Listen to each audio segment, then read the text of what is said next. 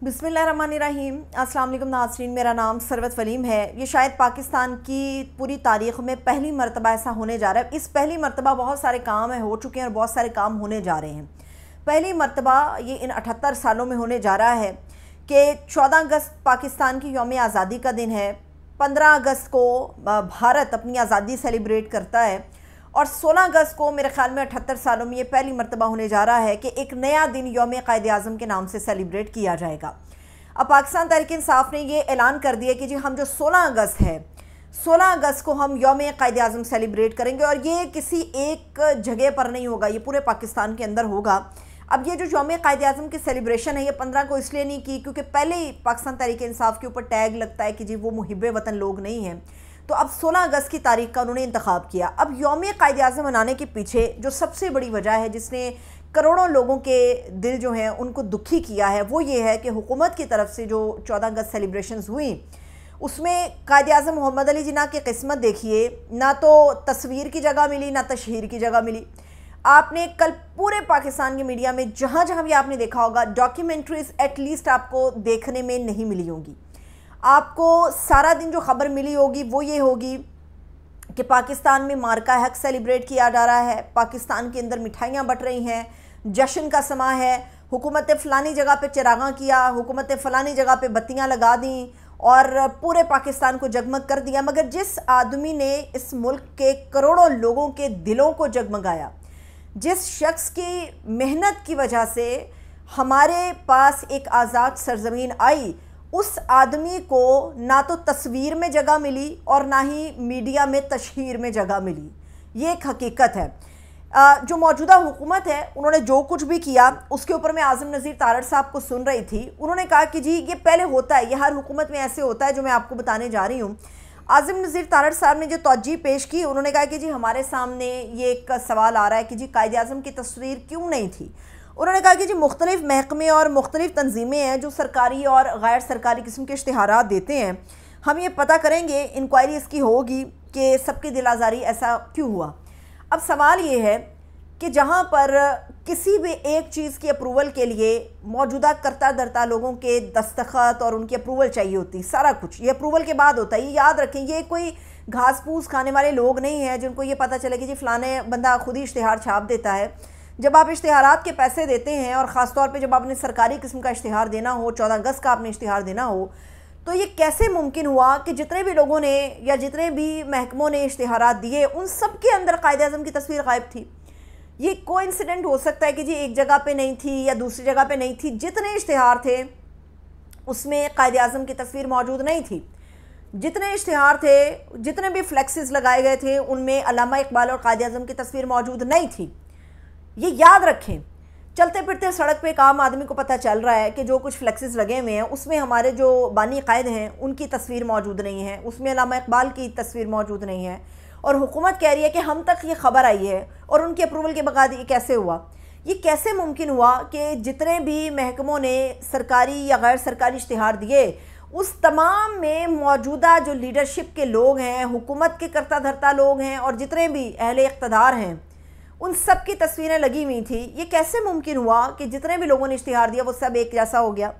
मेरा ख्याल है कि ये जानबूझ के किया गया और ये सिर्फ एक आप कहते हैं कि एक ट्रेलर होता है, एक फिलर छोड़ते हैं ताकि लोगों का मोमेंटम चेक करें और लोगों की तरफ से बहुत ही शदीद इसका रिएक्शन आया कि आपने 78वें यौम आज़ादी को जो है वो अपनी ज़ात से मंसूब कर दिया। आप किसी जगह पे पक्की गली का नोटिस देखते हैं, किसी जगह पे आप पक्की गली की तख्ती देखते हैं, अस्पतालों के, क्लिनिक की, मैटरनिटी सेंटर्स और कहीं भी आप देख लें, कहीं पे ईंट भी लगाते हैं तो वहाँ पर सारे करता धरता लोगों की तस्वीरें डाल देते हैं। आप लोग एक मुल्क की आज़ादी को आप लोग सेलिब्रेट कर रहे हैं तो आपने उस मुल्क की आज़ादी के लिए जितने फ्लेक्सेस पूरे पाकिस्तान में लगे, जितने इश्तिहारात छापे गए और जितनी ख़बरें बनाई गई उसमें आपने क़ायद-ए-आज़म और अल्लामा इकबाल को उठाकर बाहर फेंक दिया। इसी वजह से पाकिस्तान के अंदर 16 अगस्त को यानी आने वाला जो कल है, हफ्ते का रोज़ है, पाकिस्तान तहरीक-ए-इंसाफ़ ने फ़ैसला किया है कि जी वो यौम क़ायद-ए-आज़म मनाने जा रहे हैं। अब ये जो 14 अगस्त का एहतजाज था जिसको इन्होंने अच्छे अल्फाज में हकीकी आज़ादी से मंसूब कर दिया, इसमें इन्होंने बड़ा अच्छा ये काम किया कि जी हकीकी आज़ादी है। लेकिन मेरे लिए एक बहुत बड़ी अचंभे की बात ये थी, बहुत सारे लोगों ने इस चीज़ को देखा होगा, महसूस किया होगा کل میں اسلام آباد کی مختلف سڑکوں پر پھرتی رہی اور مختلف سڑکوں پر پھرنے کے بعد مجھے جہاں پر بھی ہجوم نظر آیا وہاں پر مجھے صرف پاکستان کا پرچم نظر آیا، اور وہاں پر مجھے پاکستان تحریک انصاف کا پرچم کہیں پر نظر نہیں آیا۔ اور اگر کوئی یہ کہے کہ 14 اگست کا احتجاج کامیاب ہو گیا تھا تو دل بہلانے کے لیے یہ خیال اچھا ضرور ہے، مگر اس کا حقیقت سے دور دور تک کوئی تعلق نہیں ہے۔ 14 اگست کا احتجاج پاکستان تحریک انصاف کا کامیاب نہیں ہوا۔ حقیقی آزادی کی جو جنگ لڑنے کے لیے عمران خان صاحب نے کال دی ہے وہ کامیاب نہیں ہوئی۔ اس کی کیا وجہ ہے؟ کیا ورکر نہیں نکلا؟ اس کی وجہ یہ ہے کہ ورکر نکلنا چاہتا تھا مگر لیڈ کرنے کے لیے ان کے پاس کوئی شخص موجود نہیں تھا، کیونکہ آپس کے اختلافات ہیں، روزانہ کی بنیاد پہ ایک دوسرے کے خلاف بیان بازیاں ہوتی ہیں، اور لیڈر جو ہے وہ موجود نہیں ہے، کوئی ان لوگوں کو لیڈ کرنے کے لیے موجود نہیں ہے، تو ورکر جو ہے وہ اکیلا نکل نہیں سکتا، اس کو سختی کا سامنا کرنا پڑتا ہے، اس کے پاس پلان موجود نہیں ہوتا۔ یہی کچھ 5 اگست کو ہوا اور اس سے بدترین طریقے سے یہ 14 اگست کو ہوا۔ بڑے لوگ ہیں جو اس چیز پہ ناراض ہوں گے کہ دیکھیے جی کیا کہہ دیا، یہ بات بالکل درست ہے۔ اگر آپ آنکھیں موند کے کبوتر کی طرح چلیں گے تو آپ کو یہی لگے گا کہ پی ٹی آئی کا بندہ بہت زیادہ نکلا۔ اگر آپ حقیقت کی آنکھ کھول کے حقیقی آزادی کے لیے نکلیں گے تو آپ کو اندازہ ہوگا کہ آپ اپنے ورکر کو نکالنے میں ناکام رہے۔ 1-2 جگہ پر پنجاب سے کچھ لوگ نکلے، جیسے شیخو پورہ کے ایک حلقے سے کچھ لوگ نکلے، آپ آزاد کشمیر کو بالکل الگ چھوڑ دیجئے، آزاد کشمیر میں بھی چھوٹی موٹی ریلیاں نکلی، مگر جہاں پر میجر آپ نے اپنا گیم شو ڈالنا تھا وہاں پر آپ کو کہیں پی ٹی آئی کا پرچم نظر نہیں آیا۔ یہ ایک حقیقت ہے۔ سب سے جو بڑی ایک تلخ حقیقت ہے، ڈی چوک پہ علیمہ خان صاحبہ تھی اور ان کے ساتھ ڈاکٹر عظمیٰ خان صاحبہ تھی، عمران خان صاحب کی دونوں بہنیں وہاں پر موجود تھیں، لیکن وہاں پر کوئی ورکر نہیں تھا۔ میں ان تینوں بہنوں کو داد اس لیے دیتی ہوں، ہمیشہ دیتی ہوں، کہ یہ مزاحمت کی علامت ہے، یہ اپنی جگہ پر کھڑی رہتی ہیں، جو گرفتاری سے نہیں ڈرتی۔ انہیں پورا دن جو ہے وہ ڈیالہ کی سڑک پہ کھڑا رکھا جاتا ہے، پورا دن جو ہے یہ ملاقات کے چکر میں شام 5-5:30 بجے تک جو ہے وہ بیٹھی رہتی ہیں۔ کئی دفعہ پولیس اتنا تنگ آ جاتی ہے کہ اٹھا کے ان کو ڈالے میں پھینکتے ہیں اور لے جاتے ہیں کسی جا کے انٹرچینج پہ جا کے اتار دیتے ہیں۔ وہ پھر بھی آتی ہیں، روز آتی ہیں، مزاحمت کرتی ہیں۔ وہ اپنے بھائی کے لیے جو جدوجہد کر رہی ہیں، پی ٹی آئی کی موجودہ لیڈرشپ اپنے قائد یعنی عمران خان کے لیے وہ ہمیں متحرک یا وہ ہمیں جدوجہد کرتی ہوئی نظر نہیں آتی۔ اور یہی وجہ ہے کہ 14 اگست کا جو احتجاج یا حقیقی آزادی کا جو سفر ہے پی ٹی آئی کا، اس کے اندر آپ کو جو ہے وہ لوگ نظر نہیں آتے۔ اور اس کے اندر ہمیں یاد رکھنا چاہیے کہ حکومت جو ہے خود موقع دیتی ہے پاکستان تحریک انصاف کو اور خود اپنا پاؤں آگے کرتی ہے اور کلہاڑا پی ٹی آئی والے مار دیتے ہیں اس کے اوپر۔ جو کچھ 14 اگست کے اوپر ہوا، جو کچھ اشتہاروں کی وجہ سے ہوا، اور جو کچھ تمغوں نے ماتھے کے جھومر بنے جو تمغے، انہوں نے کہیں کا نہیں گورنمنٹ کو چھوڑا۔ پہلے ایک وقت ہوا کرتا تھا کہ سینہ چوڑا کر کے، چھاتی چوڑی کر کے تو بتایا جاتا تھا کہ جی ہمیں پاکستان کا فلانا نشان ملا، ہمیں فلانا تمغہ ملا۔